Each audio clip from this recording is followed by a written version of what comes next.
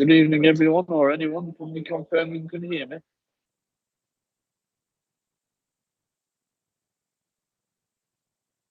Brilliant. Thank you. Yes. Thank you.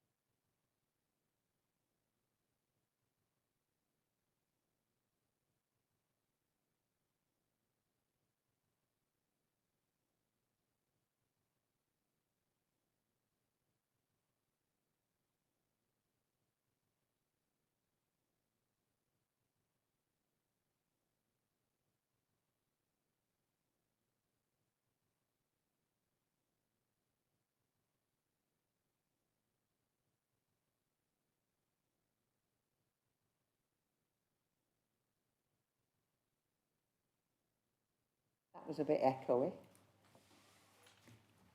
I'm Councillor June Molyneux, Chair of the Committee. Councillor Whittam is Vice Chair. Please note that this meeting is being streamed live on YouTube. If you're in attendance as a member of the public who's registered to speak, please note that you have a time limit of up to 3 minutes. The legal officer will operate a stopwatch and confirm when your time runs out. You should then finish, or if you're in the middle of making a point, wind up with a few seconds and finish speaking, otherwise your microphone will be muted. To assist in following the evening's proceedings, a pack has been prepared and available online, which contains each item's report, plans, presentation slides and any addendum items. After officers have presented the report and any speakers have made their representations, I'll invite members to make comments. When you wish to speak, please raise your hand, and when invited to speak, please remember to use your microphone, which I didn't. And reference the paragraph number, which will allow everyone to follow. Could you please keep in mind that some people require closed captions and a lip reading to follow the proceedings. So please speak slowly and clearly and try and keep your hands away from your mouth, please. Please, can everybody ensure their phones are turned to silent? We're not expecting a fire drill, so if the alarms sound, please exit the same way that you came in. I've had apologies from Councillors Gordon France, Alex Hilton and AJ Singh, with Councillors Sherwood and Ainsworth attending as substitute. So moving on to any declarations of any interests. Councillor Snow. Yeah. Well, you don't need to go. Well, you can. We're going to start it any minute. You could wait for the minutes, but I'll let you off. Members are reminded of their responsibility to declare any pecuniary interest in respect of matters contained in the agenda. If you have such an interest, you must withdraw from the meeting. Normally, you should leave the room before the business starts to be discussed, but you do, however, have the same right to speak as a member of the public and may remain in the room to enable you to exercise that right and then leave immediately. In either case, you must not seek to improperly influence the decision. Councillor Snow has declared a non-pecuniary interest in item 3A. Item 2, minutes of the council, the planning meeting on Tuesday the 11th of November, pages 3 to 6. Can somebody move those, please? Thanks, Councillor Lowen. Seconded, Councillor Green. All those in favour of those minutes, please show. Thank you. That was unanimous. Excuse me. Planning applications to be determined. There are 5 planning applications for us to look at tonight. For the benefit of the public here tonight, the speaking arrangements for planning applications as follows. The officers will summarise the report. Registered speakers will be invited to speak in the following order: objector, supporter, parish or town councillor, ward councillor, applicant or agent. All registered speakers will be allowed to speak for up to 3 minutes, apart from a ward councillor who may speak for up to 5 minutes. In the event that all speakers are against an application, as chair, I may grant the applicant or representative a time extension. I would respectfully ask members of the public who have not registered to speak to remain quiet throughout the proceedings. With that, we shall move on to item 3A, which is Charter Lane, Charnock, Richard, pages 7 to 66, with an update on your addendum. Kevin's going to present this item. Officer recommendation is that planning permission is granted subject to certain conditions. I have a number of speakers. I've got an objector, Colette Jolly, the parish councillor, Janet Brown, ward councillor Singh, and the applicant, Oliver Chan. So, Kevin, over to you. Thank you, Chair. This application is for the erection of 57 dwellings, all of which are affordable properties with associated access, parking and landscaping. The application site is located in the settlement boundary of Charnock, Richard. The site extends approximately 1.45 hectares in size and is currently used to graze horses. There is a menage and a building located to the northern end of the site associated with the keeping of horses. Housing is located to the east and west of the site, sports pitches to the south, and to the north is an ongoing residential development. The site is proposed to be accessed through this residential development to the north. The proposal provides for 12 one-bed units, 12 two-bed units, 21 three-bed units and 12 four-bedroom units. In total, 21 objections have been received, and the points of objection are set out in paragraph 7 of your report and in the second addendum report. There are also representations in objection from Coppell and Charnock Richard Parish Councils, which are set out in paragraphs 7 and 8 of the report. No objections have been received from technical consultees, subject to conditions and provisions in a Section 106 agreement. The site is located within the settlement of Charnock Richard. Policy V2 of the Chorley Local Plan supports sustainable development in such areas, subject to other material planning considerations. The site is allocated for residential use as part of the emerging Central Lancashire Local Plan under Policy HS2, and this is part of the same allocation as the land to the north of the site, which is currently under construction. The proposals do not give rise to any ecological issues subject to conditions, and the required 10% biodiversity net gain is provided through a combination of on-site provision and the purchase of off-site credits. 3 individual trees and 2 small groups of trees require removal to facilitate the development. The higher quality trees and hedgerows along the site boundaries are retained, and 49 trees will be planted within the development as part of the landscape proposals. Lancashire County Council, as the local highway authority, have no objections to the proposals. The proposals will not cause any issues of highway safety or capacity. The required level of car parking is accommodated within the site, and subject to conditions and the Section 106 agreement to subsidise local bus services, the proposal is considered to be acceptable on highway grounds. The design of the scheme is in keeping with the scale and character of the area, and the density of development is similar to that of the development to the north currently under construction. All separation distances are met between existing and proposed homes, and the development will not have an unacceptable impact on the amenity of adjoining properties. There is the potential for impacts during the construction process. However, these impacts will be temporary, and a condition requiring the submission of a construction management plan is included should planning permission be granted. A flood risk assessment has been submitted to support the application, and it has identified that the site is at low risk of flooding, and conditions relating to drainage are required and listed at the end of the report. The proposals provide significant benefits in respect of new affordable homes across a mix of property sizes, including 1-bed units. Therefore, the proposals are considered acceptable, subject to the Section 106 contributions set out in paragraph 1 of the report and the conditions listed at the end. Thanks, Chair. Okay, thank you. Have I got Colette, please?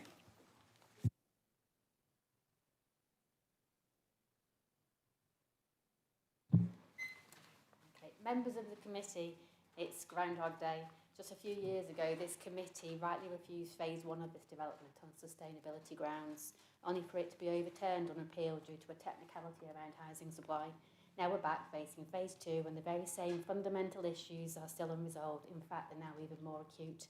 The proposal is unsustainable, unsafe, and far exceeds any genuine housing need. The council's own new local plan, supported by its own evidence, and which confirms its material and decision making, states that this site can support a maximum of 41 additional homes, yet we're being asked to accept 57, a 40% increase. If the council's assessments are to have any value, they must guide decisions, not merely be set aside when they're inconvenient. Adding 57 more houses is simply overdevelopment of a small rural village already struggling with inadequate infrastructure, worsening flooding since phase 1, and still no genuine transport options or basic amenities. And let's be clear about so-called affordable. At almost £400,000, even under shared ownership, they're wholly unattainable for local working families. Labelling these homes affordable does not make them so. Charnock's assessed need is just 3 affordable homes, with a surplus of 56 already in Chorley. The real need lies elsewhere, in larger communities that actually have the infrastructure to support growth and where applications are already progressing. Clustering 133 affordable homes breaches national guidance, with Homes England red flagging this as a major concern. Then there's the issue of traffic. This development would significantly increase congestion and heighten the risk of serious accidents on Charter Lane, particularly during school times and match days. Yet the applicant's traffic assessment is over 3 years out of date, completed before phase 1 with no updated study at all. To claim there will be no impact is simply not credible. The safety of pedestrians and especially children must come before outdated and incomplete data. The plan to use Charterfield as an emergency access route is equally dangerous. Charterfield is a narrow private track serving just 2 homes. The planning inspectorate has previously refused even 1 additional dwelling there because of inadequate width and restricted sight lines. And now we're expected to believe it can serve 57 more in an emergency. This is illogical, unsafe and potentially tragic. On a personal level, this development would seriously damage our family's quality of life. The close placement of new houses would reduce natural light and strip away privacy, particularly in our daughter's play area, on top of the loss that we suffered from phase 1 at the rear of the house. The plans also remove a turning area we've relied on for over 15 years, infringing our established right of access and creating unsafe manoeuvres for us and delivery drivers. Forcing vehicles to reverse out of Charterfield with its poor visibility is an unacceptable highway risk.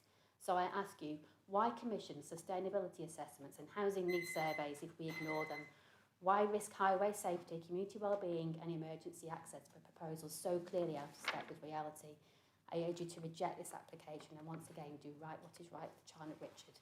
Thank you. Thank you. Have I got Janet, please? Yeah. If you sit down, it picks it up better off the microphone. Okay, the Parish Council's representation is myself, Janet Bowen, Councillor Bowen.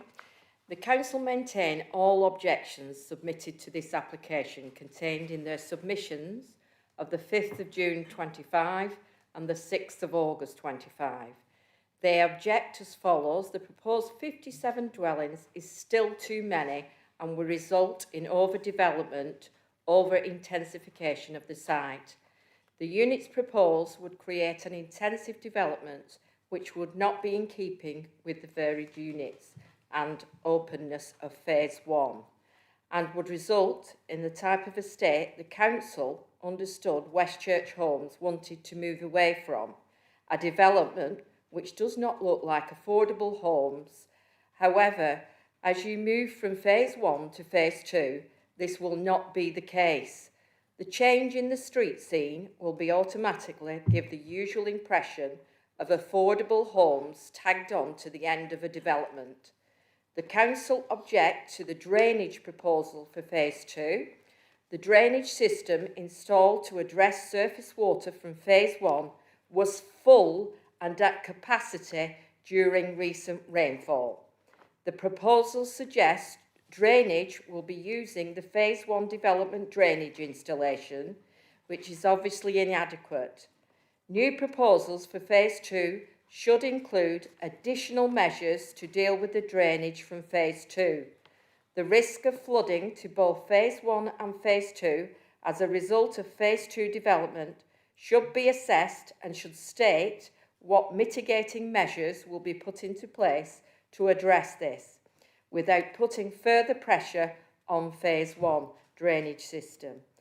The risk of flooding from overdevelopment of phase 2 is significant. A further reduction in the number of dwellings proposed, plus an adequate drainage system for phase 2 are required before the phase 2 site can be developed. The risk of flooding to adjacent football fields and a play area must be considered, and measures put in place as part of these proposals to prevent this. Phase 1 and Phase 2 land has been the subject of flooding, drainage issues in the past. Any proposals should take account of these historical flooding and drainage issues and put adequate measures in place to mitigate those issues. Thank you. Thank you. Have I got Councillor Singh?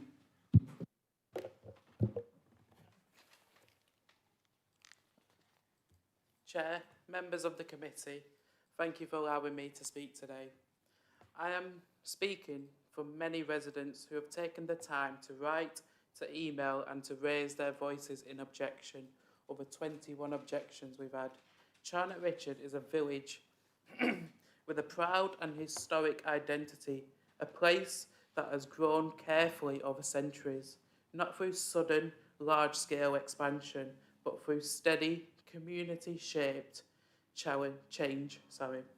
And today, residents are asking you to protect the character and the future of their village, not to put developers first in order to fill their pockets. The core strategy, policy number 1, is crystal clear.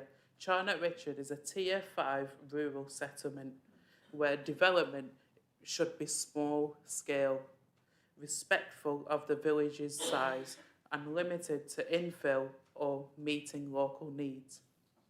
But the officer's report admits openly that this scheme will break that rule. It says 57 dwellings are not small scale, not infill and not redevelopment, and therefore contrary to policy number 1.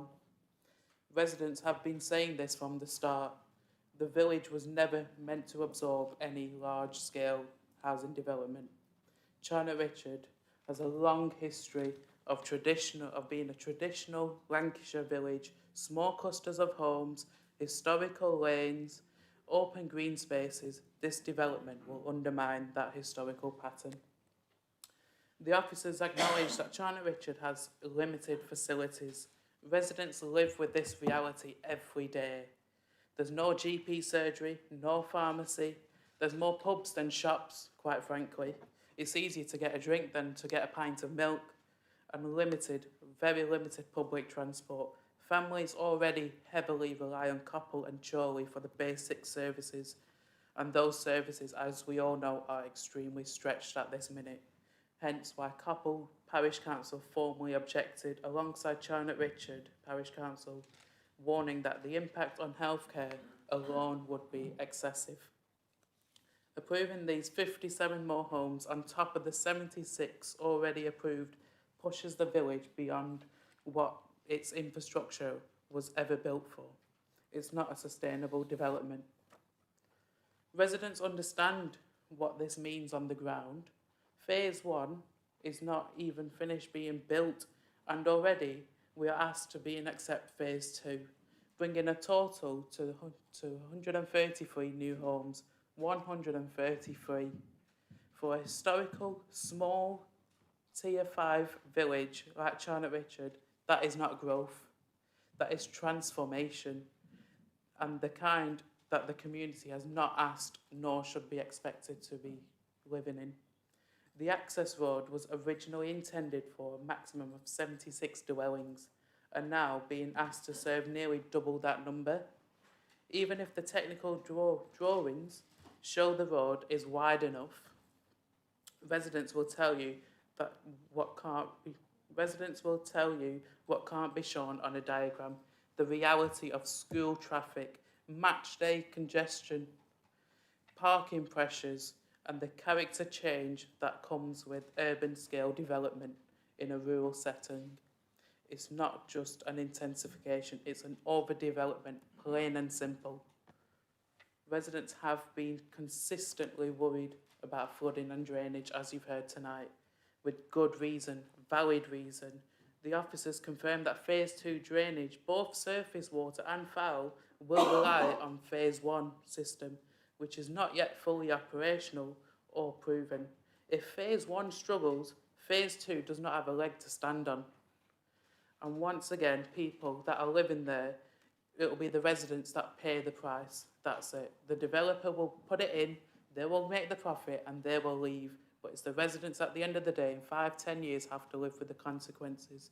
So under the NPPF, safety from flooding must now be demonstrated, not after approval and not through conditions. Residents deserve better than we'll check it later approach. The community's safety should be heard. Charnock Richard is not a place on a map. It's a historical rural village with deep roots. Its distinctive ribbon development through Charnock Richard is traditional cottages and open fields. If I can just quickly finish. So the officer's report lists the objections clearly.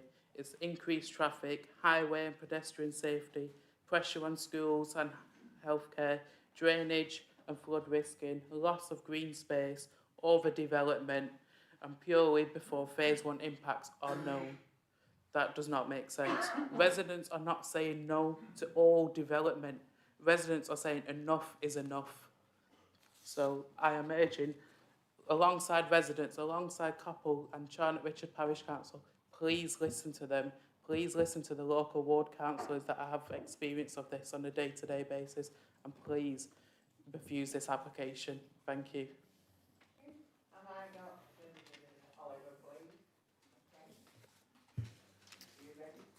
Thank you, Chair and members of the committee. I'm here this evening to speak in favour of our proposed Phase 2 extension at Charter Lane, Charnock Richard, an affordable housing development of 57 homes in partnership with the main provider of social housing in the borough, Jigsaw Homes. The site benefits from a draft allocation and is not Greenbelt. Instead, it is a logical extension and builds on the success of Phase 1, which will be fully complete next month. The homes delivered on Phase 1 so far have been very well received. I've held site visits with ward and parish councillors who are all impressed at the high quality homes, both externally from a street scene perspective and the quality of the finish and specification internally. Our homes are truly tenure blind and the opposite of the stereotypical council housing. I challenge anyone to visit our Phase 1 scheme and say they look like typical council houses. We build homes which people want to live in and are proud to live in. It's important that we make efficient use of land to tackle the housing crisis, but we acknowledge it's also important that we will listen and attempt to address local concerns. During the planning process, we've listened to councillors, officers and the public. The design, mix and number of properties have changed as a consequence of this engagement. To deliver the proposal that is now in front of you and has been recommended for approval by officers and all consultees, including the Highways Authority and the LLFA, the Drainage Consultee. Despite the success of Phase 1, Westchurch have looked to make further improvements for Phase 2. These include homes which are social rented instead of affordable rent, which provides even better affordability for the families who need a warm new home the most. Phase 2 is also designed to meet the requirements of the National Described Space Standards and M42, which means that the homes are bigger and more accessible for all. We are committed to sustainable construction and use sustainable timber frame in lieu of traditional concrete. There will be no gas, and instead all homes will be heated by air source heat pumps. We have not argued a financial viability case and instead have agreed to pay to the council the full Section 106 ask of over £300,000. I will end with the fact that the affordable housing in the borough is in short supply. If members have family or friends in the area that need a quality home, our hope is that our development can deliver that for them. I urge you to approve this scheme and allow Westchurch to deliver another quality development which will enable high quality homes to be built for the people of Chorley who are most in need of a safe, comfortable and energy efficient home. Thank you. Okay, thank you. Do you want to come back on anything, Kevin? Thanks, Chair. Yeah, just on a couple of points. So the site is allocated within the emerging Central Lancashire local plan for a total of approximately 117 dwellings. Now, the number stated in the local plan is an approximate number. So depending on the impacts of the scheme, we could allow more dwellings or we may look for less dwellings. In this case, it's been considered that the number of dwellings is appropriate. It's not given rise to any technical issues, and the numbers, in all honesty, are probably inflated slightly because we have got one-bedroom units on there, which increase the density across the site compared to a normal residential development that doesn't include units of that size.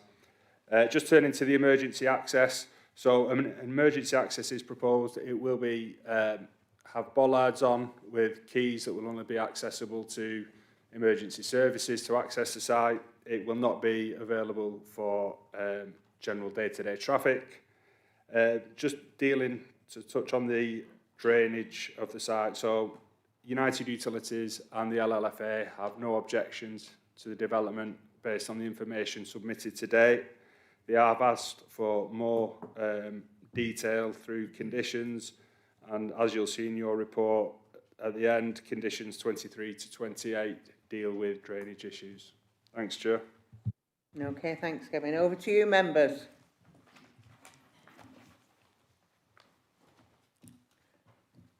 Councillor Wilkie, Councillor Whitaker. Just looking at this development, does it not say to us that the fact that they need an emergency access, that the access that they've proposed is insufficient? Because that would say to me, if they need to put an emergency access in, that's kind of contradicting the fact that the access road is sufficient, in my opinion. Kevin? Thanks, Chair. I would assume that was a request of highways to be provided within the scheme, but it also helps to provide good pedestrian and cycle access into the scheme, because with the layout as it is, it does allow for easier access onto Charter Lane for non-motorised vehicles. So it does serve a dual purpose. If there was ever an accident or an issue on through phase 1, we'll call it, to the north, it would allow emergency vehicles to sort of bypass any incident and get onto site. Okay. Councillor Whitaker. Thanks, Chair.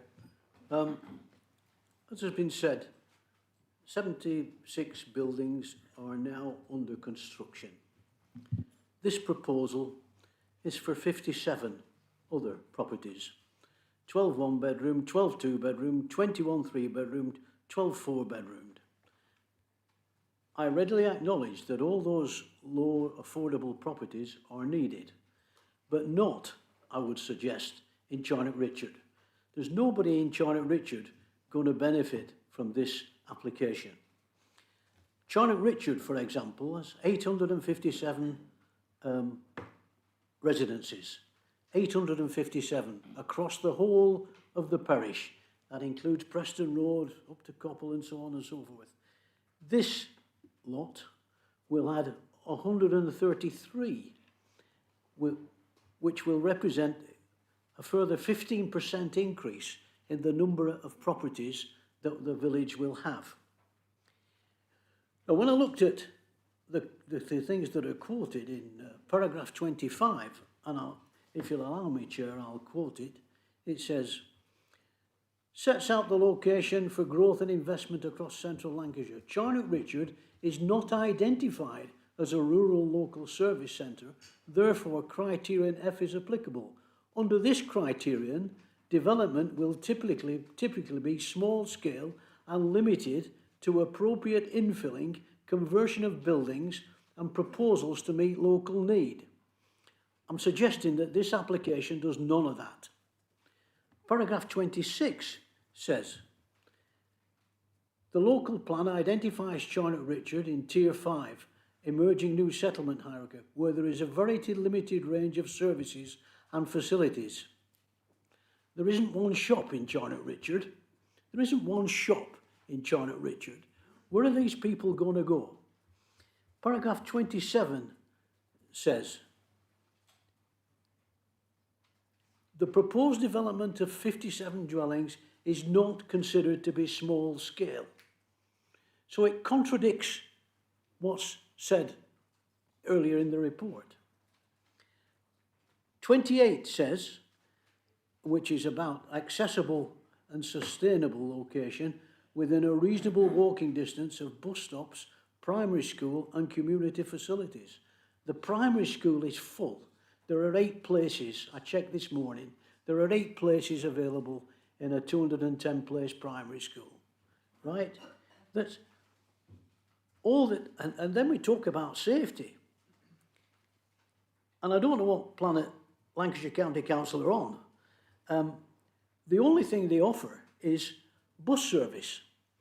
They'll pay a bus service to get the people from Charnock Richard into Chorley, 5 miles down the road, and so on.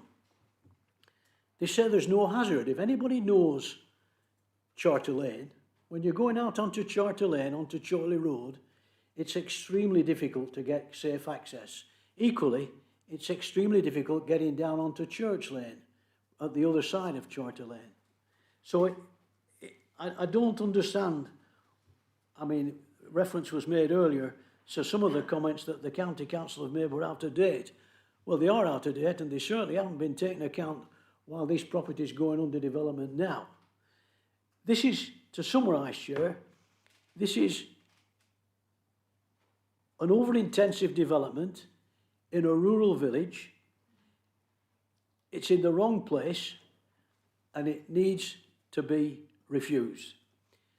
I'm happy to move a refusal and see what it is, but if it isn't, if members don't share that opinion, I'd like to suggest that we maybe have a site visit so that those of you that don't know this site can see for themselves the point I'm making.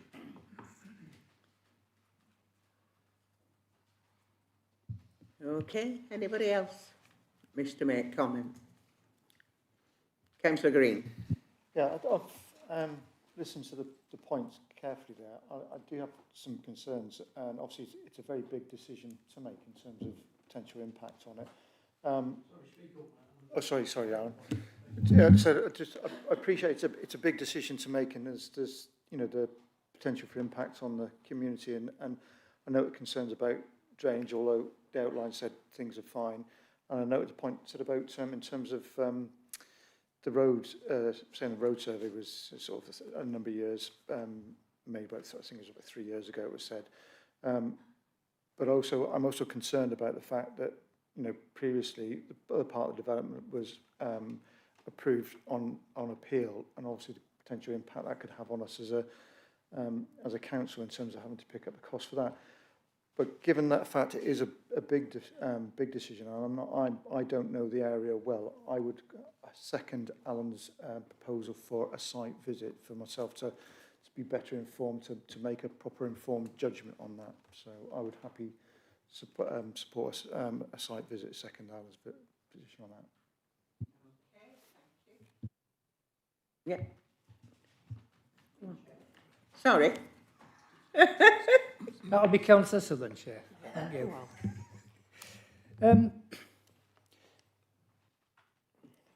I have issues over the density of this site, Chair. Yes, granted it's in the local plan, but as Kevin's rightly pointed out, the density within this development is largely down to the fact that we provided a lot of smaller type dwellings in that. So I accept that's why it comes over as being, or looking to be rather overdeveloped. My other concern was the drainage issue, which obviously is a bit of my pet hobby horse. I'm dismayed to see that we haven't actually got a drainage plan in here, and it actually saying that before occupation there needs to be a suitable plan submitted. I would have thought on a site of this size and magnitude that our drainage plan should have been included. I would actually like to go and see the site myself, although I know where it is. If members are minded to, I think a site visit would be in order. Chair, there's a couple of things on there, particularly on the access as well, I just have to have a bit of a look at. So I believe we've got a proposal in a second for a site visit. May I suggest that we do defer it, Chair, and then we actually go and have a look at it. Thank you. Any other comments from anybody? Or I'll move to the vote, because I've just got a proposal and a seconder for a site visit at the moment. I've got a proposal for refusal, but no seconder, so it's the site visit that we'll be voting on now. Have you any comments to make? No? Okay, so can we move to the vote, please? All those in favour of going on a site visit, please show.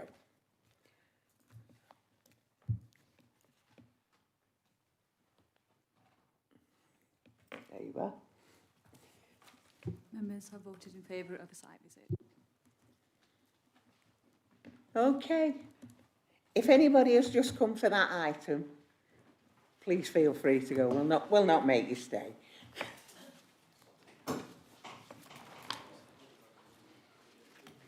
No, did you expect that one?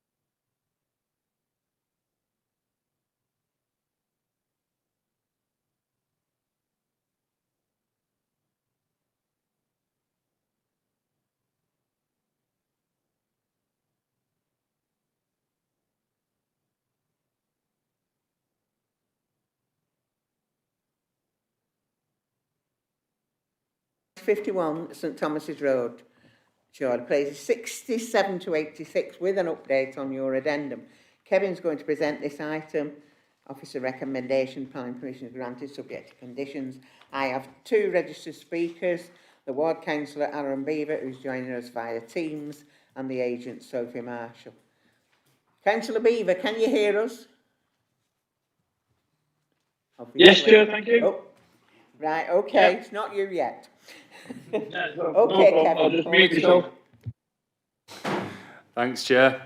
This application seeks full planning permission to convert the existing building into offices at the ground floor and a 6-bedroom house of multiple occupation on the first floor of 49 to 51 St Thomas Road, Chorley. It is a detached property previously used by an aesthetics company on the ground floor and an office accommodation at first floor. The site is within the settlement area of Chorley, but outside the defined town centre. It's surrounded by a mix of residential and commercial properties. The proposal involves relocating the offices to the ground floor. Access to the offices will be from St Thomas's Road on the front elevation, whilst the house of multiple occupation will be accessed via the side alley on the eastern elevation of the building. 4 car parking spaces are proposed at the front of the building, with internal cycle parking and bin storage shared between the office and residential uses within the building. The application received 9 letters of objection, including from County Councillor Lee Hutchinson, and the objections to the application are summarised at paragraph 5 of your report and in addendum report 2. Consultees raised no issues with the application, subject to certain conditions being met, such as the submission of a noise report and subsequent mitigation between the office and residential uses and the provision of cycle parking. The site is considered suitable for conversion without substantial extension, and there is no net loss of employment space as the office use is being moved from the first floor to the ground floor. The property is detached, so avoids creating a block of HMOs or sandwiching between existing dwellings, and the bin and cycle storage, as mentioned, is provided internally. The parking provision is below standard, but the site's sustainable location near public transport links justifies this. Minimal external changes are proposed, ensuring the development is in keeping with the area's character, and the bedrooms meet the council's HMO standards for lighting, and residential access will be conditioned. LCC Highways are satisfied with the proposals, given the sustainable location and proximity to local transport links, and they have accepted a relaxation of the parking standards in this instance. The development is acceptable in principle, with no unacceptable impact on the character of the area, amenity or highway safety. It's therefore recommended for approval, subject to conditions as set out at the end of your report. Thanks, Chair. Thanks, Kevin. Councillor Beaver, over to you. Thank you, Chair. I've no problem with the office use of side of this, but I ask you to refuse this application for a 6-bed HMO due to the recent explosion of HMO applications in the North West Ward and over-intensification of both large and small HMOs in this area. And also, as we just heard, it doesn't offer sufficient parking. Last month, you refused an application for a 14-bed HMO in Ashfield Road due to over-intensification in this area. There are several other large HMOs within 100 metres of this application, plus several other smaller ones in surrounding nearby streets. Policy HS10 Article 4 empowers councils to tightly regulate property development that threaten the area's character and local immunity. High density HMOs, and I don't mean this particular one on its own, I mean collectively, increased comings and goings, already cause a negative impact. This application further threatens the area's character and local immunity. Members, I'm cautious about the stated room sizes. Page 5 of one of the documents, which you haven't got there at the moment, the supporting planning statement shows bedroom 1 to be 10 square metres. The amended plan, which shows in the report, shows bedroom 1 to be 11 square metres, but the walls in the amended plan appear unchanged. So I don't know where this extra metres come from. and I accept that 10 metres is permissible. Para 14 of the report states great weight is attached to the benefits of using suitable sites within the existing statements for homes. One definition of a home is a place where one lives permanently, especially as a member of a family or a household. Members, 6 rooms in a HMO are not a home, so para 14 doesn't apply. Para 19A in your plan, in your documents, which is the numbers were wrong, but it states para 19A. The proposal does not have significantly detrimental impacts on the surrounding area. I believe that this application, in addition to the existing numbers of large shapes and small HMOs in the immediate vicinity, are a significant and detrimental impact on the surrounding area. Parking, para 26D, this is the incorrect paragraph of the report, mentions policy B&E1 of the Chorley local plan, which says permission will be granted if parking spaces, if parking spaces were below the site's application policy. Only 4 parking spaces are available for 6 HMOs, as well as however many shop staff and their customers. But it's not just the HMOs we're talking about. This site is this site is outside but very close to the town centre, and is accepted that HMO residents would not require a vehicle due to the close proximity of public transport. If I was to suggest a condition that occupants are forbidden to own a vehicle, the planning and legal officers would hit their microphone buttons faster than a catchphrase contestant and say it's inappropriate or illegal. Of course they should be entitled to own a car. In the same way, they should be entitled to parking. I do not believe that they will be entitled to resident car parks, because this would then be classed as a business. HMOs are about generating the greatest profit and affect the rental market by artificially increasing rents for those who can least afford them. They offer one small room with shared accommodation and communal kitchen and kitchen areas. And they are often more expensive than some sole use apartments. HMO rents in this area are around £600 to £800. From the house just behind you in the town hall, advertised a number of 1 and 2 bed luxury apartments. They're saying it's perfect for a professional couples who necessitate modern and secure accommodation. And having looked at them, I believe they're claiming to be true. One such offer for a 2-bed, unfurnished apartment with no deposit, gated parking, and no parking permits required is £795 a month. Bolton Street, a 1-bed living room, one bed, 1 living room, sole use kitchen, £800 a month. Harrison Road, 1 bed, 1st floor apartment, entrance, lounge, separate kitchen and shower room with parking, £600. It wouldn't surprise me if we hear the phrase luxury and professionals when the applicant speaks in support of the application. Members, I urge you to refuse this application on the grounds that the proposal will add to an already over-intensification of large and small HMOs in the site. I believe it to be contrary to policy BNE1 and ST3 of the Chorley local Can you plan. wind up now, councillor? Yes, and policy HS10, EN2 and ST3 of the Emerging Central Lancashire plan. Should you be minded to approve this application, I suggest a site plan. Thank you, Chair. That is it. Thank you.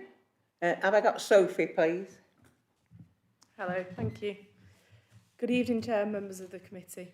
The proposal presents sustainable reuse of an existing building within the settlement area, where local plan policy V2 establishes a clear presumption in favour of appropriate development. The principle of the proposal has been fully assessed by our officers, who conclude that it's acceptable and recommend approval. The building contains commercial uses. This proposal seeks to amend the internal layout, relocating offices to the ground floor and creating residential accommodation above it. Importantly, because the amount of employment floor space is maintained, there is no conflict with the core strategy policy 10, a point confirmed at paragraph 17 of the officer's report.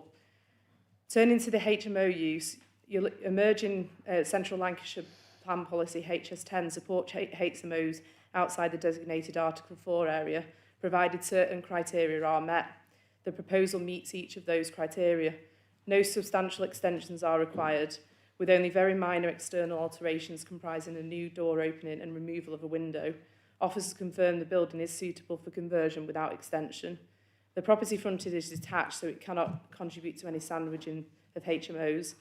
Bin and cycle storage are fully integrated within the building, with clear locations shown on the submitted plans and secured by condition.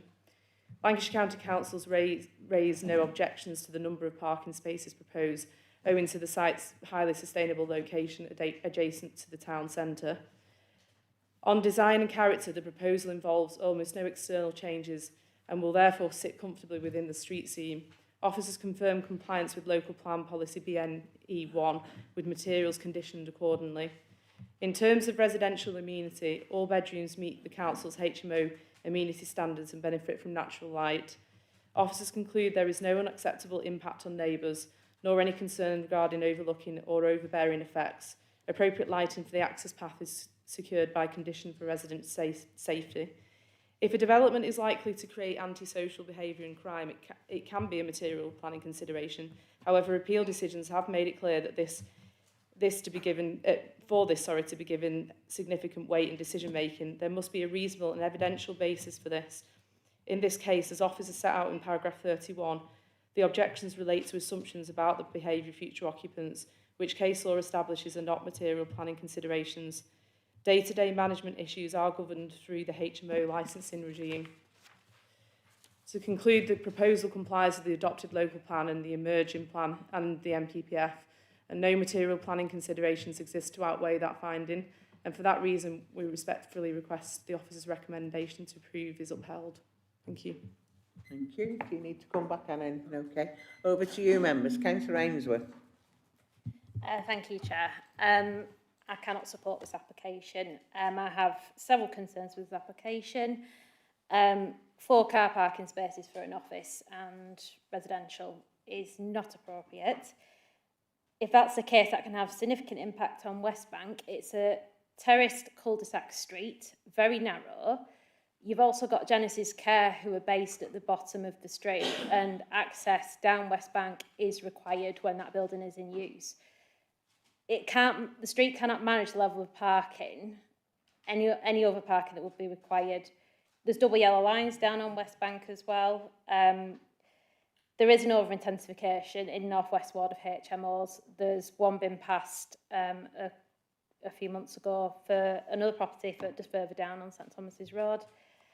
I also just note on page 84, the image, it is quite an old image because the firm that were there, they've now moved to another office and that building is now split into 2.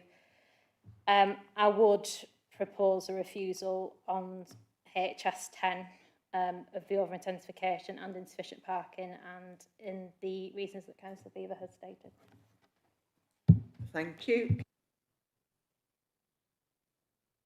Yeah, I'd like to second Councillor Ainsworth's proposition. We've heard from Councillor Ainsworth is a ward councillor. Councillor Beaver eloquently put forward all the reasons why we should not approve this. I'm very familiar with the area. There has been an intensive, there are a number of HMOs existing within 200 yards of this. The big Bale Hostel just down at the corner of St Thomas's Road and Southport Road. We've got HMOs on Farrington Street, on Woodville, and the one on Woodville have caused problems in the past. There's too many HMOs in this particular area. I think the point on parking is well made. Normally, we'd be quite happy to see the continuance of this commercial retail ground floor. I think that's good. I'd say that was good about this particular application, but that coupled with there's a complete lack of parking for residents. If you've got to get a business there, and it's already busy around there. There are some of the businesses dentists, dental surgeries along there. There's very limited parking in the immediate vicinity as well. So I can't see how it really works, and I don't think it's realistic to think that there will be no car ownership amongst the occupants of this house, of this dwelling. I know we can only look at what's in front of us, but I'm sure if we saw an application for, say, 4 separate apartments above this, we wouldn't really have a problem with that. But as it's a house of multiple occupation, we do, and there's too many in this area. So I would happily second Councillor Ainsley's proposition. Thank you. Councillor Green. I was actually going to echo the points that have been made. One other point is, for me, is that these are ridiculously small, these rooms, and when you're trying to tell me these for professional people, so where you're going to put a wardrobe, and where you're going to put a desk, and where you're going to put all your IT to be able to support a working job, these are not for professional people, these ones, and they're trying to cram people into a small space is ridiculous. So yeah, I just echo the other points my colleagues have said. Councillor Lowe. Thanks, Chair. I'm happy to, in effect, support the proposition by Councillor Ainsworth and seconded by Councillor Snow. I'm amazed, paragraph 8 of the report, that it does appear that on each application that we seem to get, the on this type of application, the standard reply from Lancashire Highways Services is that these sorts of applications don't really need proper parking provision. It's just like somebody has pressed a copy and paste button on every application. I am concerned in terms of, because I am very familiar with the area, as Councillor Snow has mentioned, in terms of, I think the actual map that's showing the proposals and the proposed access to any proposed residential accommodation is in effect at the side of the accommodation. I think, like I say, I know we consider applications in their own right, but we have to be mindful of the whole area, and I agree, it's, to my mind, it's no over-intensification in the general area. And like I say, I concur with the comments that Councillor Green said about the standards of accommodation. I know that isn't necessarily a planning matter, but it is the over-intensification. I'm quite happy to support the refusal on the grounds stated. Okay, I've got Councillor Whittaker, Councillor Will. Very briefly, Chair, I'll not go into what's been said before, but just looking at the plans at the first floor, there are 6 single bedroom apartments with a shared kitchen and a shared communal area. What sort of setup are we approving here if we approve this? It's an absolute shambles. They could make it into 2 3-bedroom apartments or something like that, which might have some more resonance, but as it is proposed here, it's totally wrong, and I oppose it. Councillor Will.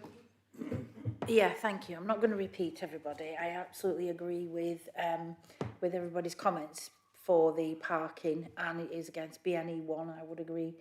I'm also concerned that we have an over-intensification of HMOs, but not only that, we have a developer's attack on business premises.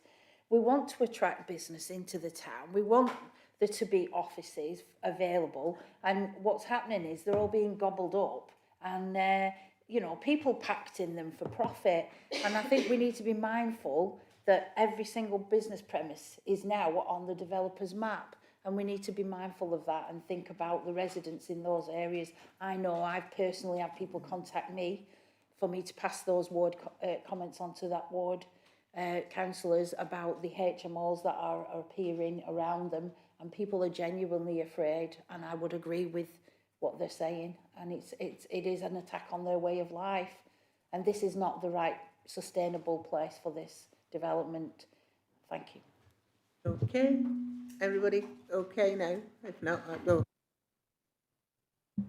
Thank you, Chair. Just a quick one. If it hasn't quite made it as an office block, I feel to say how it's going to make it as an office and residential.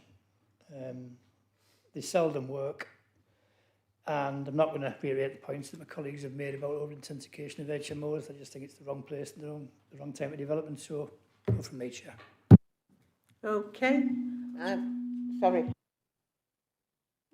I won't repeat what everybody else has said, but there seems to be an absolute glut of these HMOs queued up for development that haven't actually been developed yet.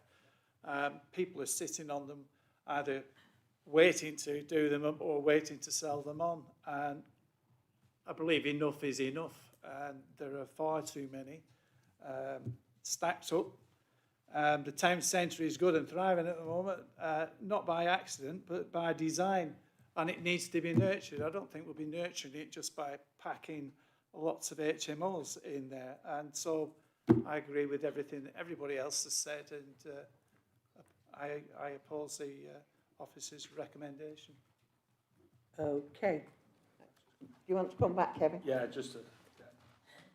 Thanks, Chair. Just to sort of articulate the reason for refusal based on the discussions that members have been having. So I'm looking at a reason for refusal that the proposal fails to provide the necessary level of off-street car parking, further exacerbating existing parking issues in the immediate area. The proposal is therefore contrary to policies BNE1, ST4 of the Chorley local plan and HS10 of the emerging Central Lancashire local plan. Okay. Thanks, Chair. So I've got a proposer and a seconder for refusal, and I'm going to move to the vote now, please. Dan?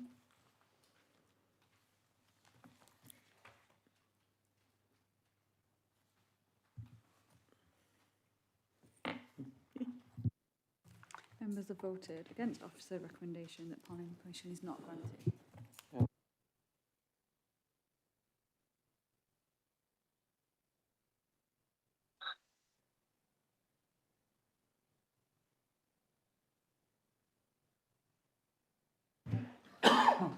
Moving on to our... Thank you. Thank you, Chair, and good night. Okay. Right, I know. Frightened the life out of me then. This voice came from nowhere. I can see you. Right. After that, item 3C, land at Barnes Wallis Way, Buckshaw Village, pages 87 to 112, with an update on your addendum. Ian's going to present this item. Officer recommendation remains planning permission granted subject to conditions. I have 3 registered speakers, an objector, Joseph Wilson, the ward councillor, A.D. Riggett, and the applicant, Steve Lomas. Ian, over to you. Thank you, Chair.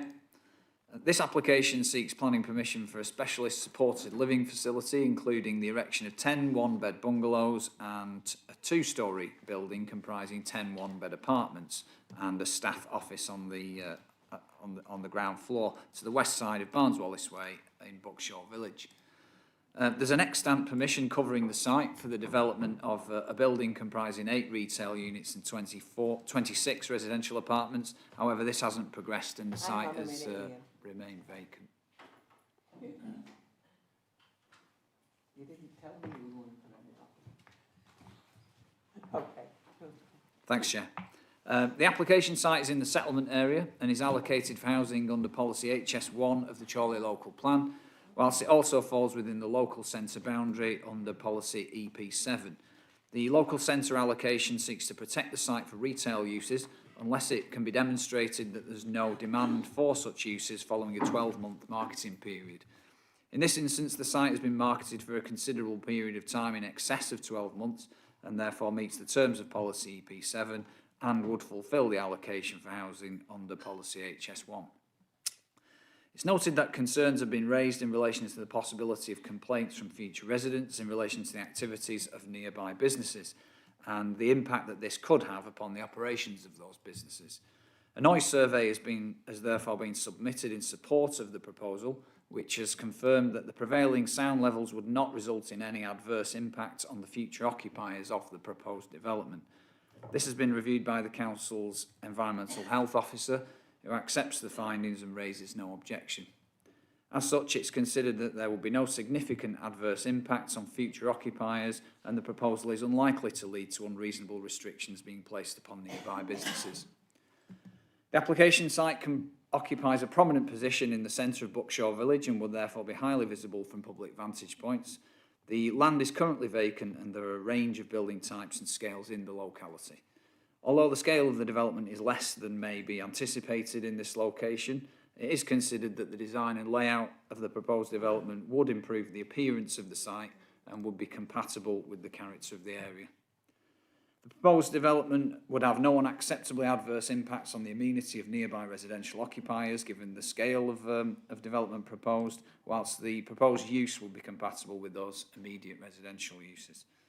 Lancashire County Council Highways have confirmed that the proposed parking levels are acceptable, and they have no objection subject to the provision of a construction management plan and a cycle parking scheme, which is recommended be secured by condition. There's no ecological concerns subject to appropriate mitigation measures being carried out, and the proposals will achieve at least 10% biodiversity net gain via the purchase of off-site units. Drainage impacts have been assessed by the lead local flood authority, and the development would be safe from current and future surface water flood risk for the lifetime of the development without increasing flood risk elsewhere, subject to the provision of the detailed surface water drainage scheme. Overall, the application is considered to be in accordance with the policies of the development plan, and it's recommended that planning permission be approved subject to the conditions set out in the addendum. Thanks, Chair. Thanks, Ian.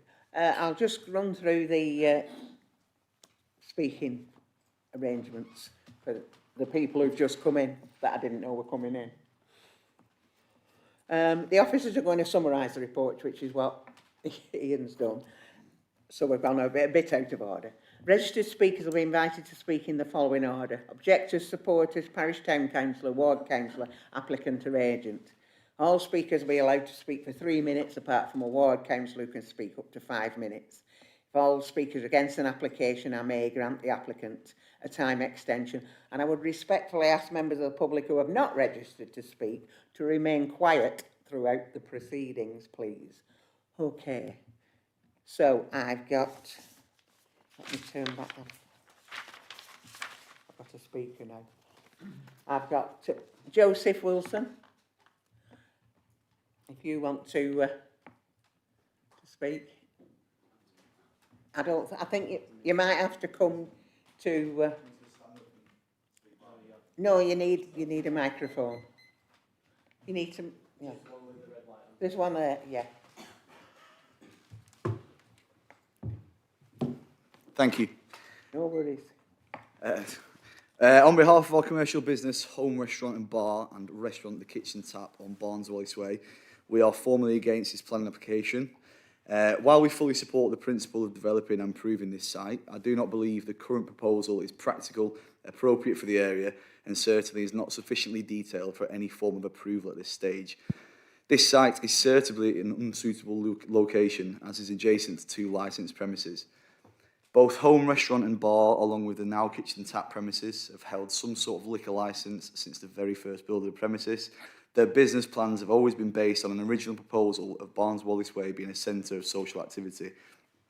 The original planned site was to have mirrored the now commercial business with complementing social businesses.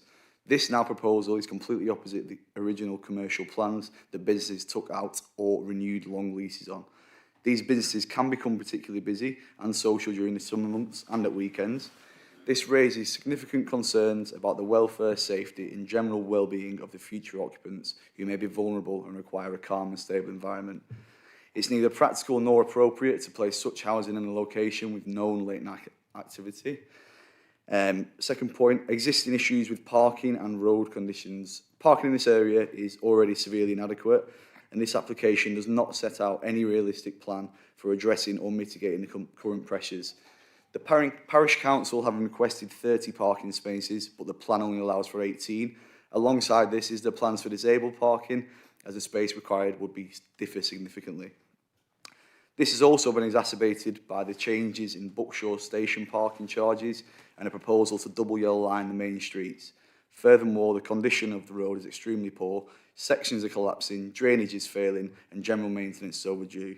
These infrastructure issues must reasonably be resolved before any additional development is approved, especially one that would introduce further service vehicles, staff traffic and visitor parking needs. Lack of clarity on the nature and purpose of the accommodation. The application is vague regarding who will be housed in the development and what level of support or supervision will be provided. For a proposal described as assisted or vulnerable living, clarity is essential. Local residents deserve a clear explanation of the intended service users and operational model, especially with the proximity to a nursery and soft play area. Without this information, it's impossible to assess the suitability of the site or the potential impact on a local community. Support for development in principle, but not this proposal. We are not opposed to development of the site. In fact, we will welcome an appropriate and well-considered project that benefits for both future residents and the wider community. However, in its current form, this proposal raises too many unanswered questions and does not provide the assurances needed regarding suitability, infrastructure and resident welfare. Given the concerns outlined above, I respectfully request that this application is refused or deferred until the issues of location suitability, infrastructure condition, parking provision and clarity of purpose have been properly addressed. Thank you for considering this objection. Thank you. Councillor Riggett. Thank you, Chair. Good evening, everyone. Before I begin, I would like to put on record that back in September, along with my Buckshaw and Whittle Ward colleagues, Councillor Moss and Councillor Green, and supported by Senior Chorley Council Planning Officer, I met with representatives of the applicant at the proposed site on Wallis Way in Buckshaw Village. We were invited to a discussion by the applicant to enable them to talk us through their proposed development and to feedback on some of the initial concerns that they had seen and received. Councillor Moss and I shared some of the early feedback we had received, whilst Councillor Green only observed the discussion due to his membership of this committee. I did find it a helpful and informative discussion. Turning to the application itself, I think the predominant view amongst Buckshaw Village residents, and certainly of the businesses I've spoken to located along Wallis Way, is to have seen the completion of the High Street vision that complements the already existing development as proposed in the original master plan. Unfortunately, the best part of a decade and a half later, that vision has not come to fruition. I can only assume the commercials no longer stack up to make it a viable or attractive development proposition. I therefore feel it is necessary to consider alternative proposals, including the application before you this evening. I think residents are content to see this application come forward, subject to 3 areas of concern on which they and I would like some reassurance on. The first area of concern is ensuring that any alternative development that is at odds with the original vision does not negatively impact on the existing businesses already located and successfully trading along Wallis Way, especially those quite unique and independent food and drink venues that are well loved and a popular part of village life. These businesses serve and employ village residents and are part of the complementary and varied food and drink offer that Chorley is so proud of. Some of these concerns are interlinked with the second area of concern I would like to draw the committee's attention to, that is the parking challenges this area suffers from. Whilst the applicant appears confident that the development will not exacerbate the existing challenges, confirmation of this and perhaps a commitment to work with the wider landowners and stakeholders to minimise the impacts of parking for all those living and working in this area would certainly be welcomed. Finally, and this is perhaps in part due to the formality of the language used in the report, is the matter of who will be living in the proposed development. In paragraph 5 of the original version of the report, this is described as: the scheme is a specially supported living scheme. The whole scheme would be leased by a registered provider who provide the care model, who are appointed by Lancashire County Council. The purpose of the specially supported care is to facilitate people with additional needs to live independently. Chorley, like many northern towns, is facing significant challenges due to the increased prevalence of HMOs, and credit to the council here in Chorley for introducing an Article 4 direction with regards to this matter. Again, I feel residents would welcome assurance and clarification as to what is a specially supported living scheme and what types of additional needs are included in this description. I therefore welcome the additional information and support the proposed condition. The dwellings hereby approved shall not be occupied by any persons other than those who are registered disabled or have been assessed to require care and support to live independently as approved by the relevant authority. I think the inclusion of this condition, along with the amendment to the report which now states, it is noted that the proposed development has been conceived with the support of Lancashire County Council Adult Services, who consider the location of the proposed development to be ideal, and LCC would support the scheme through being part of a specific nominations agreement, should hopefully help provide some of the clarity and reassurance needed. Therefore, I think most residents, subject to the necessary reassurance in these three areas, would conclude that this is an acceptable alternative development to what was originally envisaged and can therefore be supported. And with some regret and subject to the necessary assurances and conditions, and noting the concerns of the previous speaker, to which I'm very sympathetic, I therefore am content to support this application too. Thank you, Chair. Thank you. Have I got Steve, please? Good evening, I'm Steve Lomas from Primrose Holdings and we are the applicant for this scheme. This scheme to provide 20 self-contained units of specially supported housing to be leased to a local registered provider meets a demonstrable unmet need for such accommodation.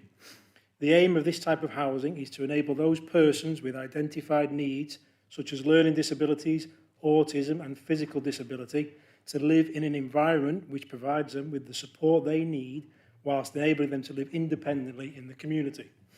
In a letter of support to this development, Lancashire County Council stated that the location in Buckshaw Village is perfect for this type of scheme, enabling residents an opportunity to integrate into the community in the heart of the village.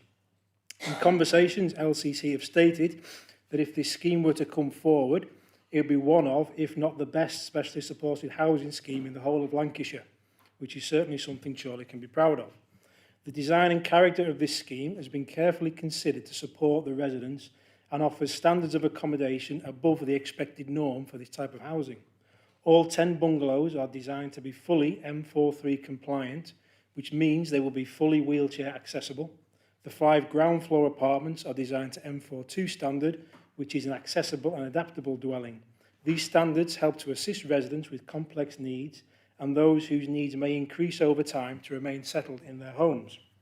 We met on site with local councillors to discuss the scheme and all felt this meeting was helpful. All technical matters have been met. A full scheme of surface water attenuation has been designed and approved by the LLFA, including allowances for climate change and urban creep. Ecology, BNG and noise are also satisfied. Highways responded with no objection but did make some recommendations relating to on-site connectivity improvements such as footpaths and road crossings, etc. We elected to make these changes for the benefit of the scheme and these are reflected in the current site plan. The on-site parking provision complies with the LPA guidance for specially supported housing and does not require the use of any off-site spaces. The design of the dwellings has been carried out with consideration to the Buckshaw Design Code and the surrounding local vernacular to create a scheme which embeds itself well within the established built environment. The proposal makes good use of the last remaining, currently neglected parcel of undeveloped land in the area and will be in keeping with the surrounds. It provides specialist living accommodation for some of the borough's most vulnerable residents, meets an identified need and is in the perfect location. Primrose Holdings are pleased to bring this scheme to the committee and should we secure consent this evening, we are looking forward to getting on and creating this development, offering exemplary accommodation for the individuals whom it will benefit. Thank you. Thank you. Do you want to come back on anything? Over to you, members. Councillor Green, Councillor Southern. Thanks, Chair. I think the points made by my ward colleague, Eddie, were very clear and concise, and I recognise what Eddie said. In terms of the impact on the 2 excellent hospitality venues we have in terms of home and kitchen tap, I do note the fact that consideration has been put into place to make sure that that doesn't affect those 2 businesses or their ongoing operations, of which I'm really quite concerned about, given the fact that they do provide a really important hospitality service to the village and have become very, very popular. In terms of the parking, I was quite concerned about parking, given that the state of the area and the state of the road and that. But again, I note the fact that provisions have been made for, what I believe is adequate provisions for the parking and for the on-site for there. So additional people and relatives and people coming to visit don't have to then park and surround it. And I know that is a concern for residents. And I do think the point, and just in terms of just general side of things about the site is really unkept. It would have been great if some retail people had come in and it had been more of a retail hub, but unfortunately it's been like that for a number of years. And myself and my other councillor, Deirdre, and I came and we did a litter pick there last year and we collected bags and bags of rubbish. It really is a bit of an eyesore of an area, and hopefully by having this facility in place, it will actually will make the area more loved and cared for in that area, which you know, certainly having people living there that want to do that, I think that will be of a positive benefit to the local area. In terms of the vulnerability of people, I do note that it is for people with disability needs. So I don't know if it's part of the conditions whether it has to, you know, be maintained as that going forward. But if that could be, I do note the condition that AD said to say that, you know, it is being used for that purpose, and then somewhere along the line, if for some reason that the service was no longer provided and it could be then used for, you know, for residents, I would like that to be kept as a condition to be used for those type of people. So the point my colleague Adi meant is a really valid one there, and I think that our residents would welcome that. So on that basis, and what I've said there, I do note the points that have been made, but I do think they've been adequately articulated and dealt with, and okay, again, support the comments my colleague Adi made. I would propose supporting this, propose support of the officer's recommendations on that basis. Thank you. Okay. I've got Councillor Southern, Councillor Wilkie and Councillor Snow. Councillor Southern. Thank you, Chair. In agreement with my colleagues, I would have liked to have seen commercial as well, Chair, because I think it would have worked there. Having said that, this is a piece of scrubland that's sat and it's something of an eyesore, and clearly the commercial viability isn't there, otherwise somebody would have come along and put a row of shops in, and they haven't. In terms of the application that's been put forward, it's actually quite an impressive and comprehensive application by the applicant. Having looked through it, I think it ticks a box. We tend to look at Buckshaw as a 21st century village, and we have got various different facilities within there, but I think this particular application is addressing something that possibly wouldn't have been looked at, particularly with the disabled access. And again, to highlight the point that Councillor Green has made in terms of disability access and in terms of what type of client would use this place. I'd be happy to second Councillor Green's recommendation that we approve this, Chair. Thank you. Thank you. Councillor Wilkie. Thank you, Chair. I totally agree with the argument that there is an unmet need in the county, because there definitely is. And when we talk about community, Buckshaw Village is really matured beautifully. I've actually used those facilities, those shops, yours in particular. It offers a fantastic community welcome. People enjoy eating there, living there, shopping there. And why do we think for 1 minute that these people are not part of that community or should not be? Because there is an unmet need. And I think this application is probably my most favourite one and I've seen all year. And I'm glad it's in December because it's rounded my year off nicely. And we want to welcome everybody in this community, and I think these people would really appreciate living near a supermarket, near a beautiful row of shops with restaurants, bars, and it just makes my heart sing, and I agree totally with the officer recommendation for once. Thank you. Thank you, Councillor.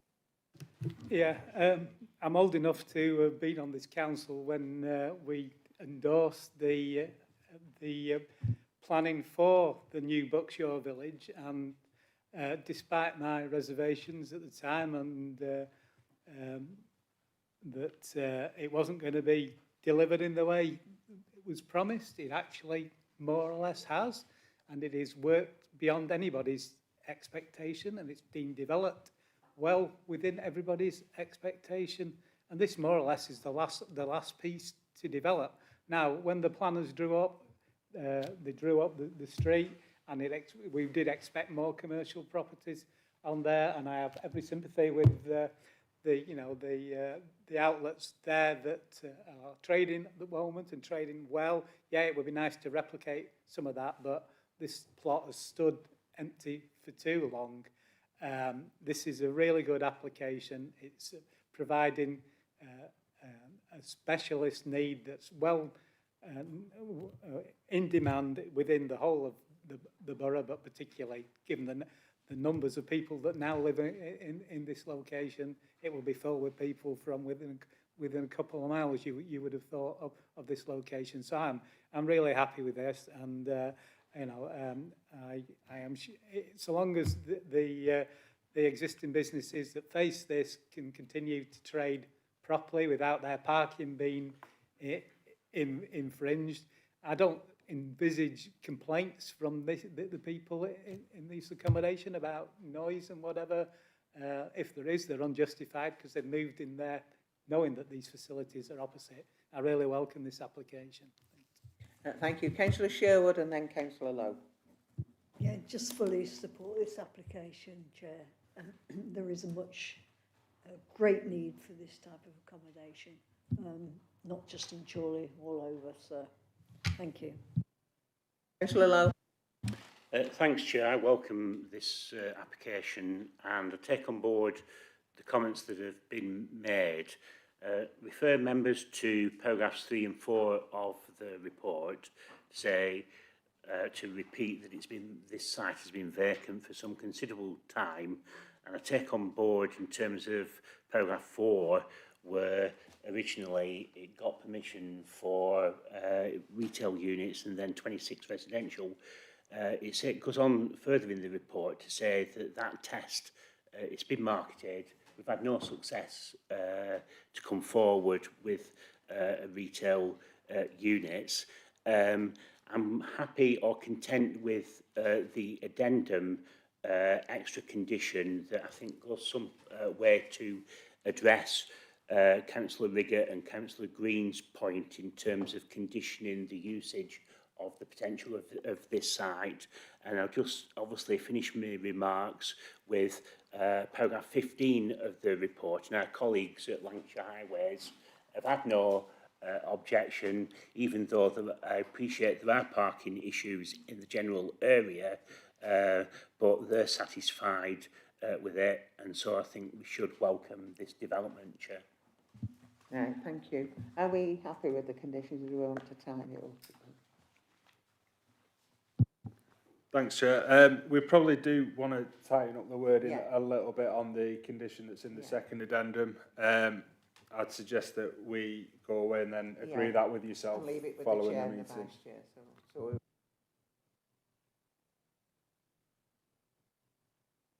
Quick point, Chair, a technical point. Either Ian or Kevin, could you just confirm, is that unadopted, that road there? Through you, Chair. Yeah, it's an unadopted highway. Unadopted that highway. connects with the site. Yeah. Cheers, thanks. Okay. Right, with that, I'll move to the vote, please.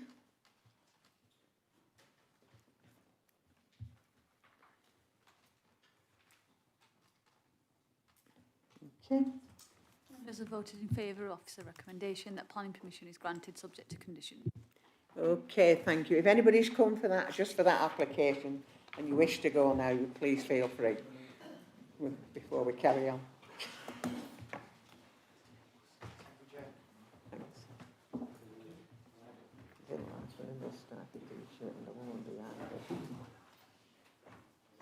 Wasn't by the idea. Didn't like what we were saying.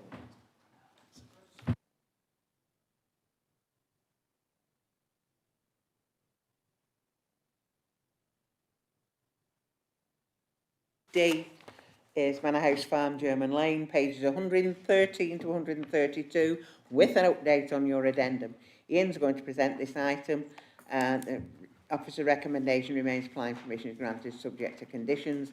I have two registered speakers, the objector Margaret Hill and the applicant Steve Whiston via Teams. Steve, can you hear us?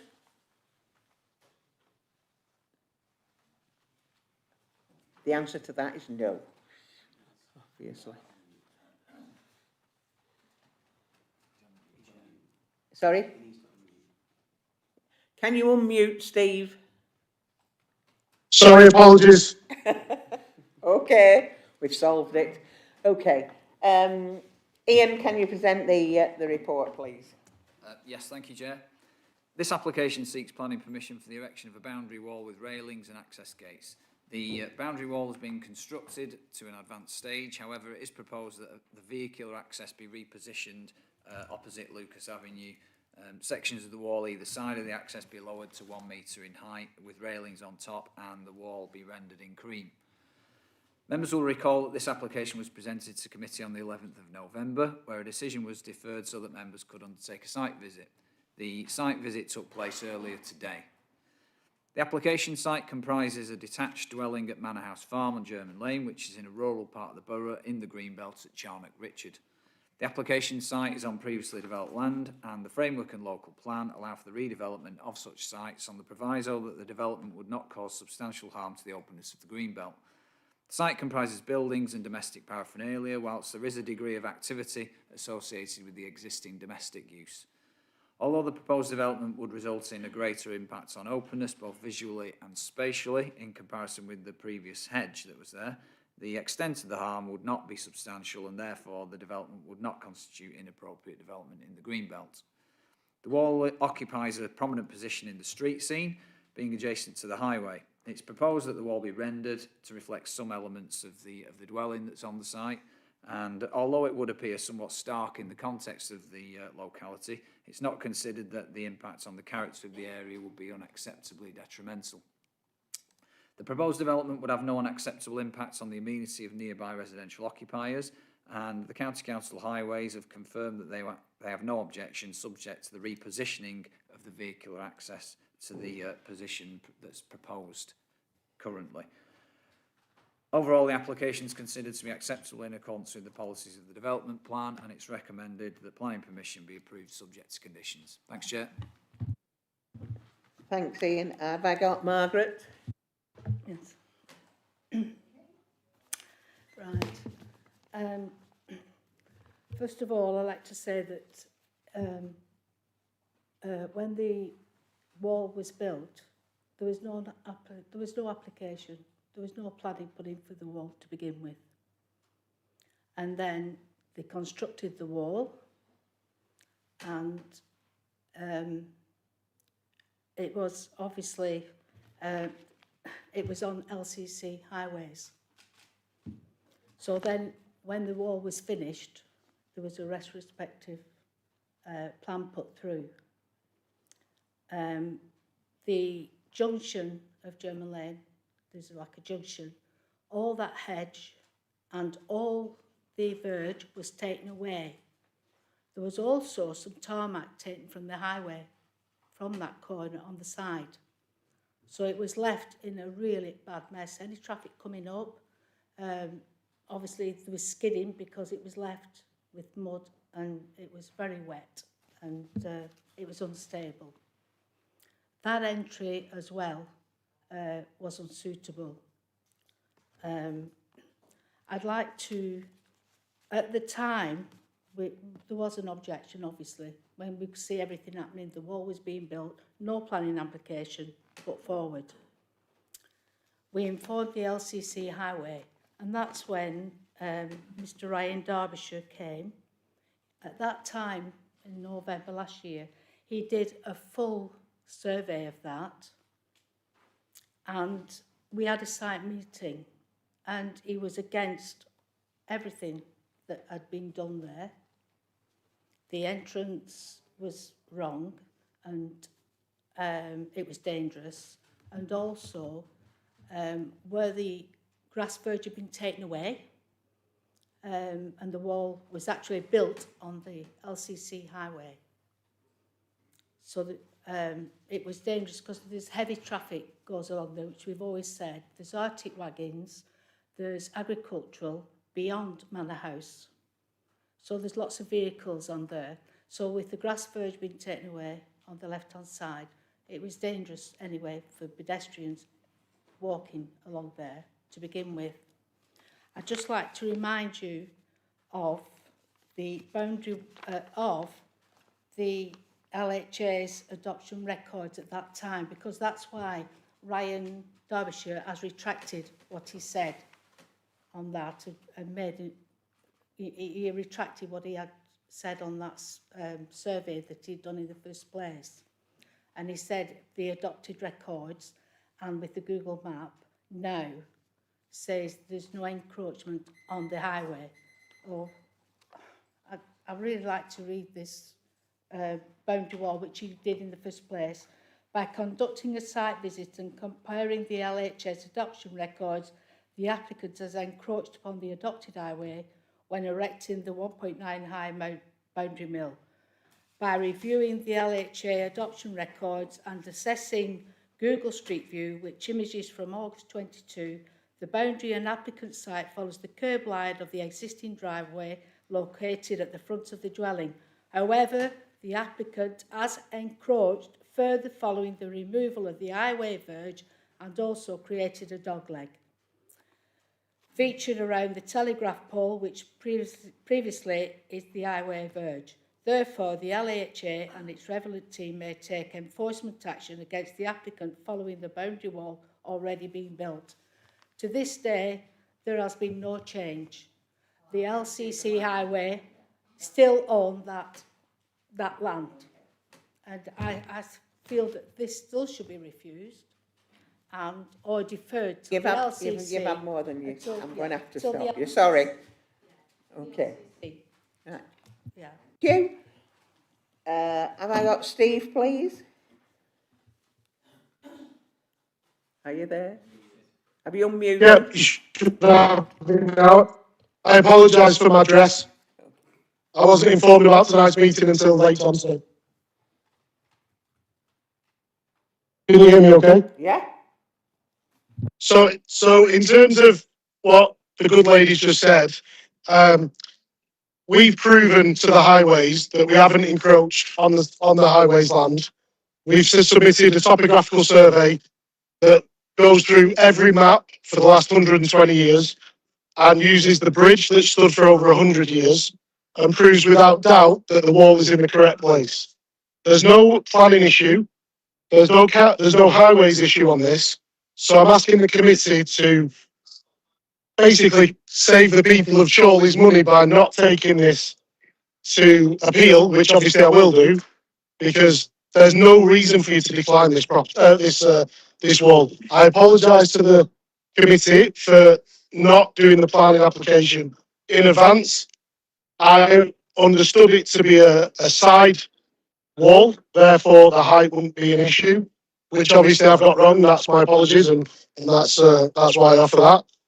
But there is no reason at all. And also, just in terms of the wall, I know some of the council would have seen it today. I want to render that wall cream. My neighbour opposite is also rendering her wall. So her wall is larger than mine. It's going to be in the same finish. So it will actually, they'll contrast each other really well. That's all I've got to say. There's no reason for this to be declined. Okay, thank you. Any comments? No? Over to you, members. Councillor Southern. Thank you, Chair. There's nothing that's been subjected here from any of the consultees, i.e. Lancs County Council Highways, that contradicts what's been said. And officer recommendation is that we pass this.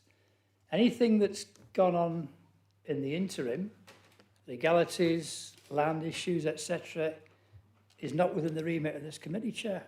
This is an application for a wall, albeit retrospective.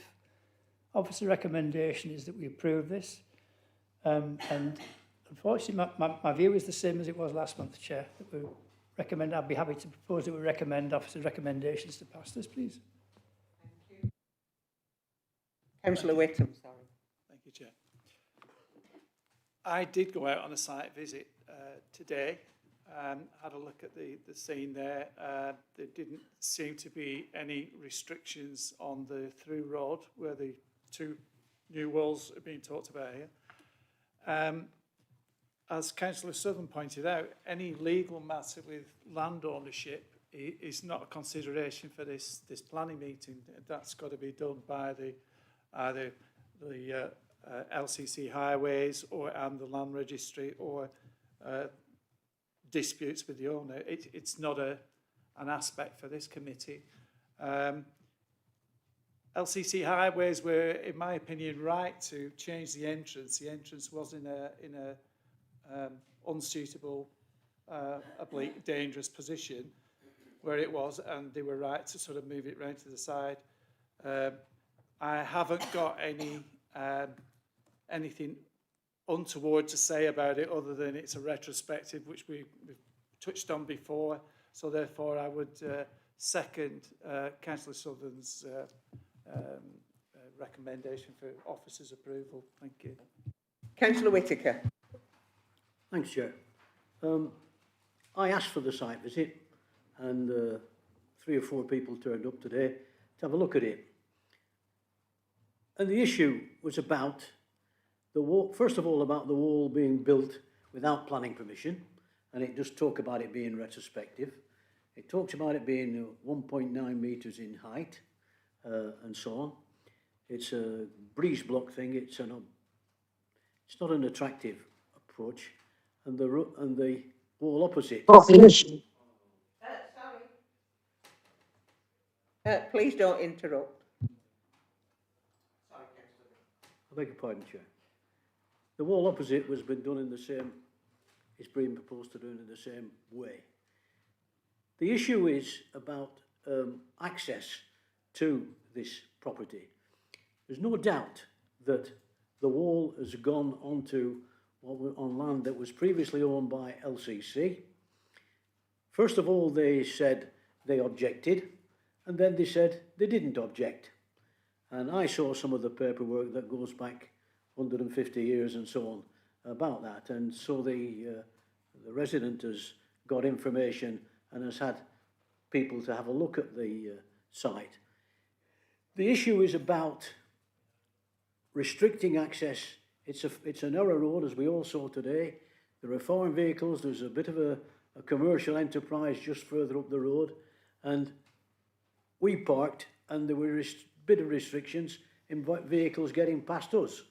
So the question I'm asking, and I've listened to what the Vice Chair has said, what I'd like to propose, Chair, is that we perhaps defer this, not refuse it, but defer this so that we get a definitive answer from Lancashire about whether this restricts access, whether they are content with the loss of their land and so on, and we get it in writing and it comes back to committee, and then we can be sure about it and the residents can be sure about it, because there's no doubt about it, people are extremely distressed about this. Okay, yeah, Ian. Thanks, Chair. Through you. The council have had written confirmation from the local highway authority that that they don't have any evidence that the wall has encroached on the highway boundary.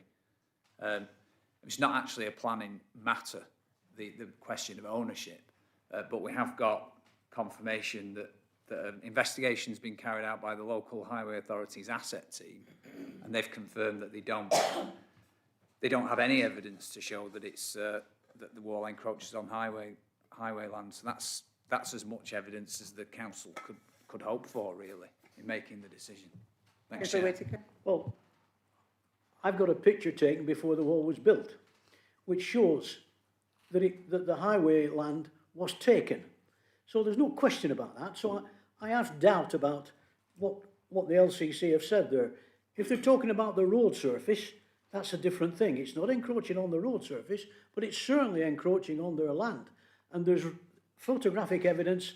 I've got it here, I know we can't show it, Kevin won't let me show it, but it shows it very clearly that there's a large grass verge, there's a hedge at the end that's been taken away, and I think that's a source of some regret that the applicant has done that without any permission. It's a retrospective planning application. All I'm asking for, Chair, just to be clear, is to get some definite response that Ian's talked about, and they can show him this picture that shows that it was done that, and then we're talking about a 3-week deferral.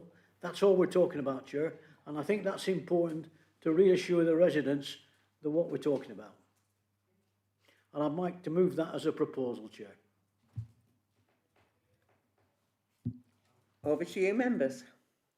What do you wish to do? Councillor Sherwood. Can I ask the officers to reiterate that this isn't a planning issue? Please, thank you. The land ownership isn't to do with us. No, I'm sorry, you're not registered to speak. You're not registered to speak, so you can't. You're not registered to speak, so you can't speak, sorry. And you can only speak once. I'm sorry. Those are the rules. Okay? Now, Ian, do you want to come in? Thanks, through you, Chair. Yes, Councillor Sherwood, the matter of land ownership isn't a material consideration in the assessment of the planning application. If there was a dispute over the position of the boundary wall on the highway, that would need to be taken up with the local highway authority, who could take their own enforcement action on that basis. So it's not a matter for it's not a planning consideration. Thanks, Chair.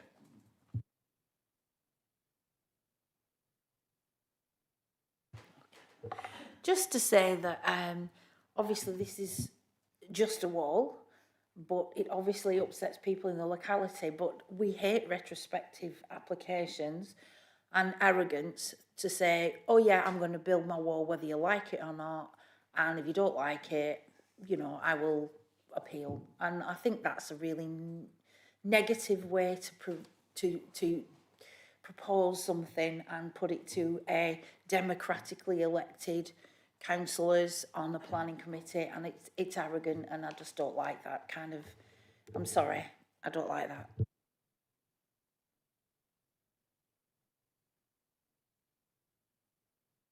Plan.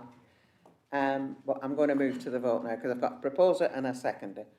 Okay, all those in favour of the officer recommendation, please show.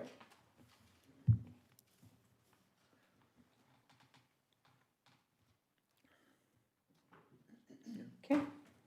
Members have voted in favour of officer recommendation that planning permission is granted subject to condition. If you've come for that item and you wish to go now, then that's fine.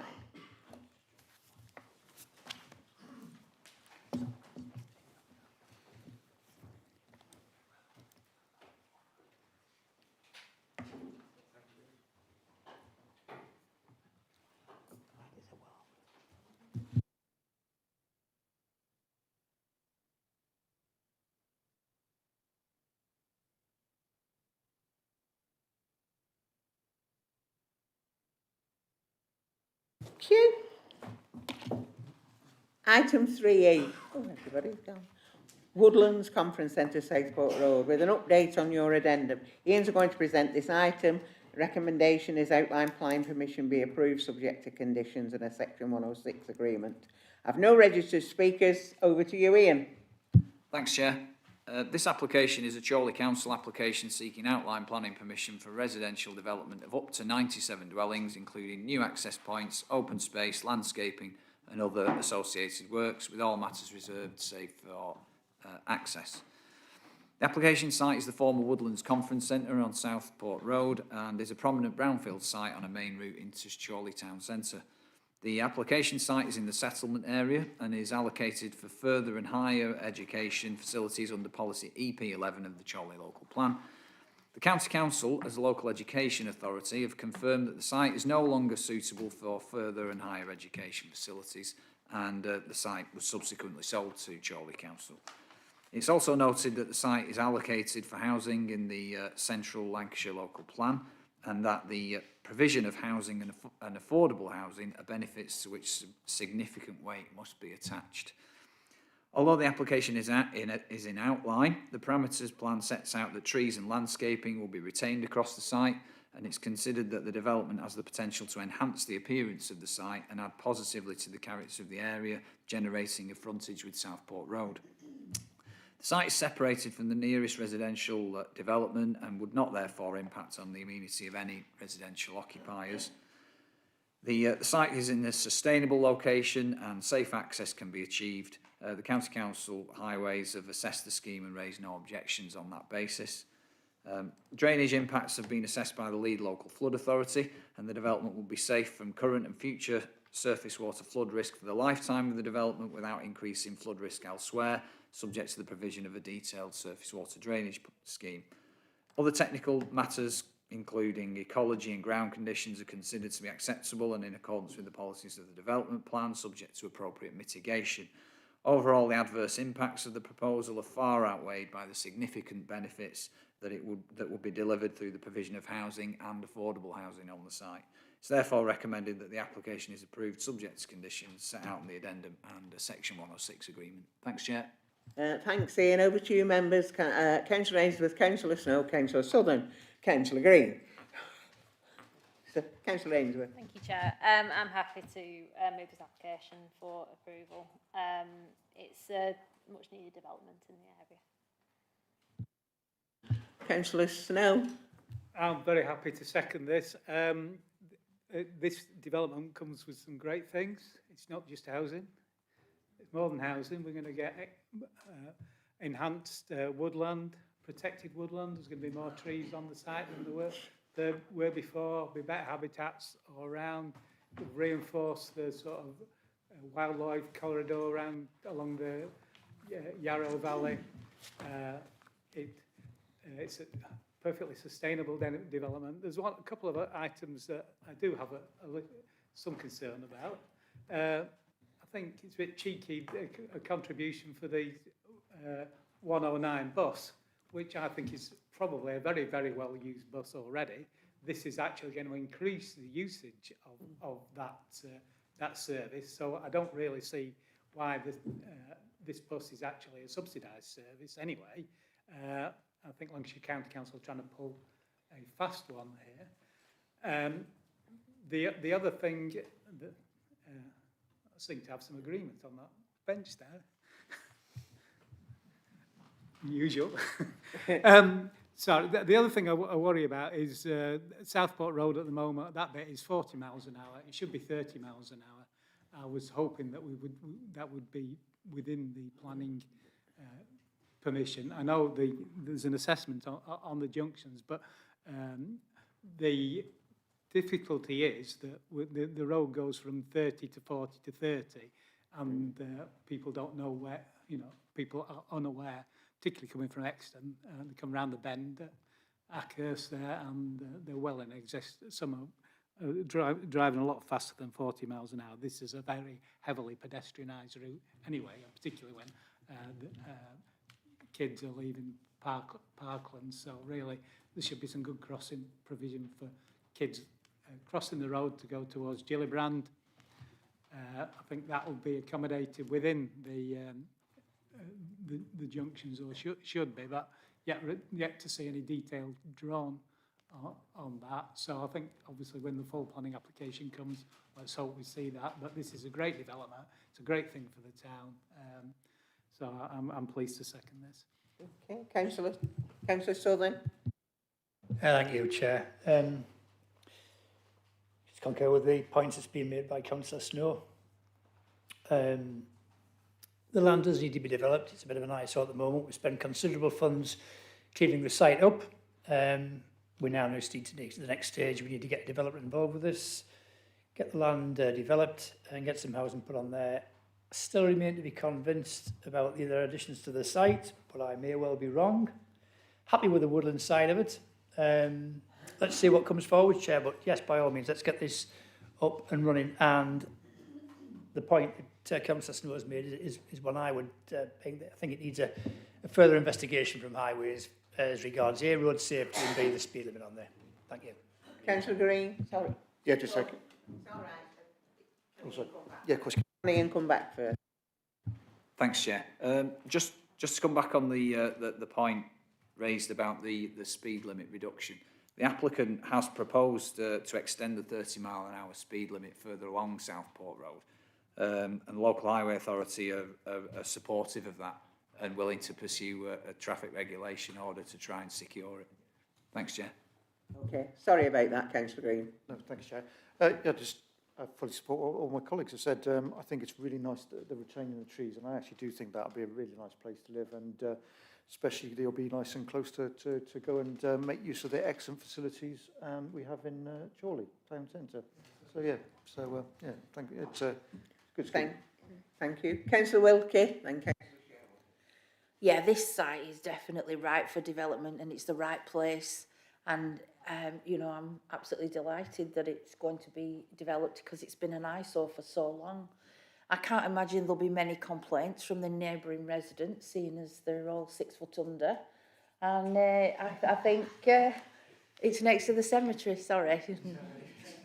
Bad joke.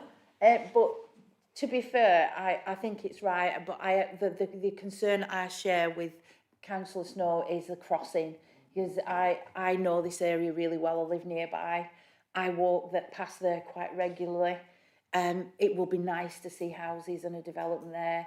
The traffic will be faster flowing and there'll be a lot more of it, but we definitely need a crossing, but that's not a planning issue.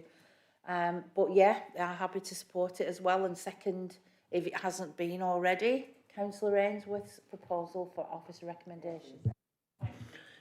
Councillor Shea.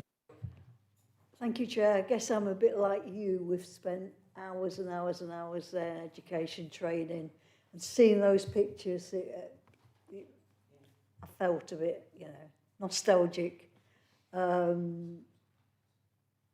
It was wonderful as an education establishment, and it's been upsetting seeing it in recent times.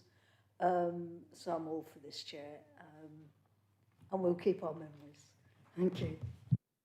Yeah, Councillor Whittam. Thank you, Chair. Just to add another comment or two about the site that hasn't been mentioned as yet, which is it's an ancient woodland and biological heritage site, and in the report it mentions that the trees are going to be maintained and protected apart from the additional ones that are going to be planted there. Thank you. Thank you. If that's all, I'll move to the vote, please. I've had a proposer and a seconder.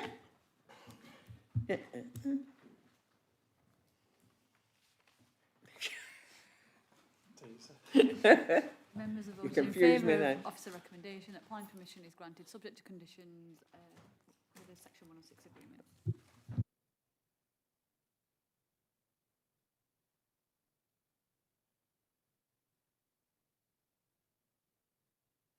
Item 4, the appeals report. Kevin's going to present this.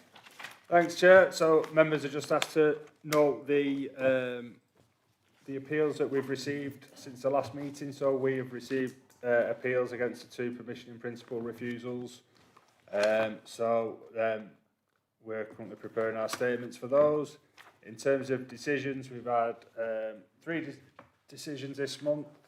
Babylon Lane development, which has been approved for 40 homes. Application for a Class E unit at Keepers Wood Way, Chorley, which was also allowed, and an appeal for house extensions of Bluestone Cottage in Maudsley, which the appeal was dismissed.